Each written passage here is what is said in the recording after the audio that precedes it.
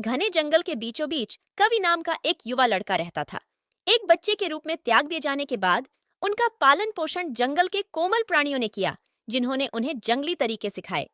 जंगल boy के नाम से जाने जाने वाले कवि का सभी जानवरों के साथ एक विशेष संबंध था, केवल एक को छोड़कर, भयंकर और शक्तिशाली शेर राजा। राजा जंगल का निर्विवाद राजा था और उसकी दहाड़ पेड़ों से होकर गूंजती थी, जिससे सभी प्राणियों के दिलों में डर बैठ जाता था। जानवरों के बीच मौजूद सद्भाव के बावजूद राजा खुद को जंगल के सौहार्द से ऊपर मानते हुए अलग थलग रहे। एक दिन कवि ने जंगल के स्वभाव में बदलाव देखा। एक समय जीवंत माहौल तनाव से घिरा हुआ लग रहा था। जानवर लकड़बग्घों के एक दुष्ट समूह के बारे में बड़बड़ा रहे थे, जिसने उनके क्षेत्र पर आक्रमण किया था, जिससे परेशानी और अराजकता फैल गई थी। जंगल को एक नेता की जरूरत थी, जानवरों को एकजुट करने और शांति बहाल करने के लिए। कवि ने एक प्रस्ताव लेकर शक्तिशाली शेर राजा के पास जाने का फैसला किया। जंगल बॉय ने राजा को एक चट्टानी चोटी पर अपने राज्य का सर्वेक्षण करते हुए पाया। सम्मान के साथ कवि ने शेर को संबोधित किया। राजा, जंगल संकट में है। दुष्ट लकड़बग्घों को भगाने और सद्भाव वापस लाने के लिए हमें आपकी ताकत और नेतृत्व की आवश्यकता है। जंगल के मामलों से उदासीन राजा ने तिरस्कारपूर्ण गुर्राहट के साथ कवि की याचिका खारिज कर दी। अन्य जानवरों ने कवि को चेतावनी दी थी कि राजा को केवल अपनी परवाह है और उसे जंगल समुदाय की भलाई की कोई परवाह नहीं है। अविचलित कवि ने बुद्धिमान बूढ़ी हथिनी माला से सलाह लेने का निर्णय लिया।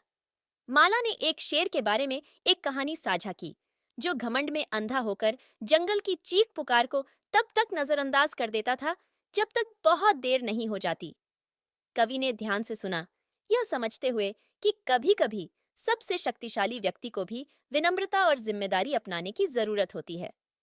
नए दृढ़ संकल्प के साथ कवि राजा के पास लौटे, इस बार जानवरों के एक विनम्र जुलूस के साथ। अपनी आवाज में गंभीरता के साथ कवि ने राजा से एकता के महत्व और जंगल के राजा होने के साथ आने वाली जिम्मेदारी के बारे में बात की। सभी को आश्चर्यचकित करते हुए राजा कुछ देर सोचने के बाद दुष्ट लकड़बग्घों के खिलाफ अभियान का नेतृत्व करने के लिए सहमत हो गए। जंगल बॉय और शक्तिशाली शेर के बीच अप्रत्याशित गठबंधन से प्रेरित होकर जानवर एक साथ एकत्र हुए। लड़ाई भयंकर थी, लेकिन राजा के नेतृत्व और कवि के रणनीतिक मार्गदर्शन में लकड़बग्घे हार गए और जंगल में शांति बहाल हो गई। एक समय अलग रहने वाले शेर ने समुदाय का मूल्य और एक साथ खड़े होने से मिलने वाली ताकत सीख ली थी।